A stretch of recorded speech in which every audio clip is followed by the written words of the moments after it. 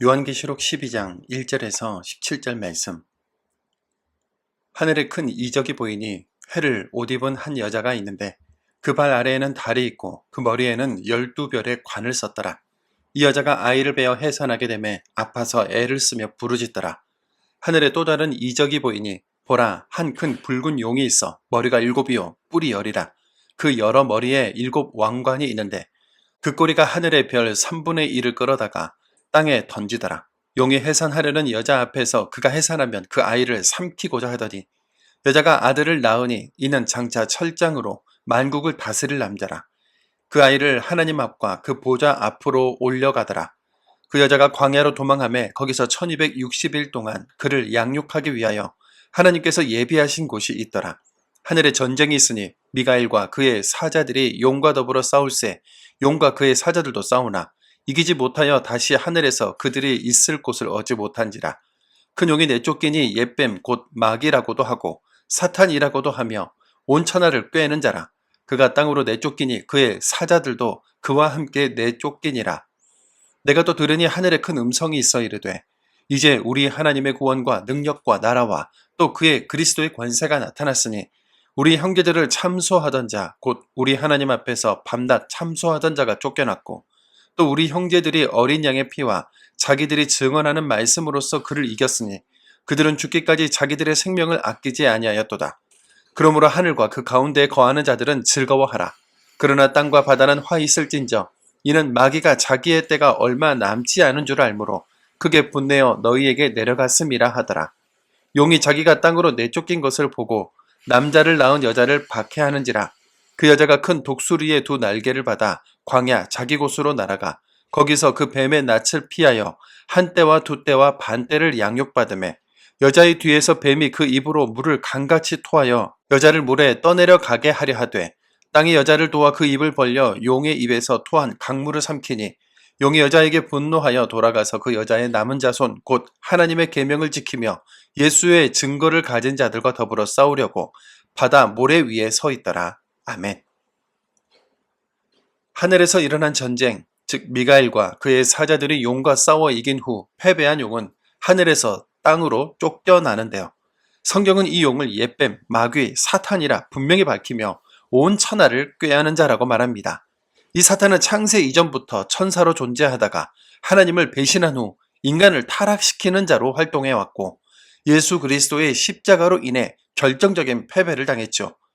그리고 이 패배 이후 더욱 분노하여 교회를 공격합니다. 지금 이 순간 사탄은 자신의 때가 얼마 남지 않은 줄 알고 있기 때문에 더욱 기승을 부리며 성도들을 무너뜨리려 하고 있다는 것을 기억해야 하는데요. 오늘 본문에 하늘에 나타난 큰 이적, 해를 입고 달을 밟고 12별의 면류관을 쓴 여인은 구약교회를 상징합니다. 이 여인에게서 태어난 아이는 철장으로 만국을 다스릴 예수 그리스도이며 사탄은 이 아이를 삼키려 했지만 실패하고 말았죠. 예수 그리스도께서 승리하신 후 사탄은 이제 교회 자체를 공격 대상으로 삼는데요. 광야로 도망한 여인은 신약의 교회를 말하며 1260일 동안 하나님께서 보호하십니다. 광야는 옛부터 시험과 훈련, 동시에 하나님의 돌보심이 있는 곳이지 않습니까? 그래서 교회는 지금도 이 광야 같은 세상 속에서 하나님의 보호를 받으며 영적 전쟁을 치르고 있는 겁니다. 그렇다면 오늘날 교회된 우리는 어떻게 이 사탄을 대하며 살아가야 하겠습니까? 11절입니다. 또 우리 형제들이 어린 양의 피와 자기들이 증언하는 말씀으로써 그를 이겼으니 그들은 죽기까지 자기들의 생명을 아끼지 아니하였도다. 본문은 어린 양의 피, 곧 예수 그리스도의 십자가 은혜와 그 정신이 승리의 비결인 것을 말해주고 있죠. 사도 바울이 가졌다고 했던 예수 그리스도의 흔적, 예수님이 제자들에게 자기 십자가를 지라고 하셨던 것, 그 모든 것이 바로 우리가 승리하는 방법이었던 겁니다. 말세는 다가올 미래의 어떤 때가 아니라 바로 지금이라고 다시 한번 다짐해야겠습니다. 지금 교회가 처한 광야와 전투의 현실, 믿기 때문에 받고 있는 고난과 어려움들, 내 앞에서 계속해서 이어지고 있는 치열한 영적 전쟁, 확증 편향의 사람들 속에서 살아가야 하는 현실, 어느 것 하나 만만하고 쉬운 것이 없죠. 그러나 우리를 결코 버리지 않으시고 잊어버리지 않으시는 우리 하나님을 붙잡기 원합니다. 땅에서 전투하는 교회는 하늘에서 승리한 교회로 반드시 연결되기에 우리가 아무리 치열한 전쟁터 한가운데 있을지라도 이 전쟁은 이미 승리가 보장된 것입니다. 예수 그리스도의 보혈이 우리를 이기게 하시며 성령의 도우심이 우리를 인도하십니다. 오늘은 광야와 같은 가정, 직장, 학교, 내 마음 상태에서 잘 훈련받기를, 내 입술을 격동시키고 내 마음을 흔들고 있는 사단의 전략에 쉽게 넘어가지 않기를 다짐하면서 축복하는 말, 겸손하고 진중한 마음의 태도, 하나님의 선하심을 드러내는 삶의 자세를 점검하는 은혜의 날이기를 소망합니다. 사랑의 주님, 이 시대 교회를 향해 들려주신 말씀에 감사드립니다. 우리가 말세를 살아가는 교회임을 기억하게 하시고 광야와 같은 세상 가운데서도 주님의 보호하심과 돌보심 속에 살아가게 하옵소서. 사탄은 분노하며 교회를 공격하고 말씀을 지키며 예수의 증거를 가진 자들을 쓰러뜨리려 하지만 우리는 어린 양의 피와 십자가가 승리하는 줄 믿습니다.